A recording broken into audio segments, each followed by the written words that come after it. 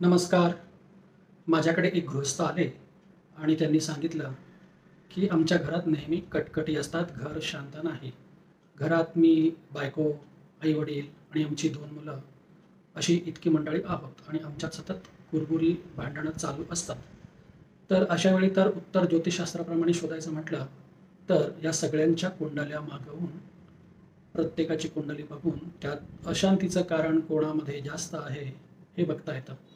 पण त्यावर तर खरं उत्तर असं आहे, की घर अशांत म्हणजे घरातल्या प्रत्येकाचं मन अशांत होय.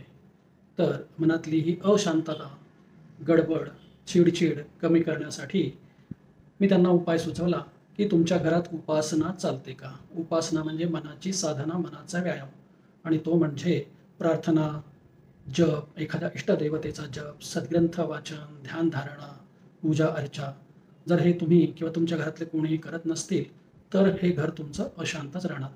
याच्यावरचा खरा उपाय हाच. जर तुमचं घर अशांत असेल, तर ते शांत करण्यासाठी तुमच्या घरातील प्रत्येक सदस्याचं मन शांत झालं पाहिजे आणि त्यावरती उत्तम उपाय म्हणजे साधना करणे, देवाची आराधना करणे, देवाची भक्ती करणे.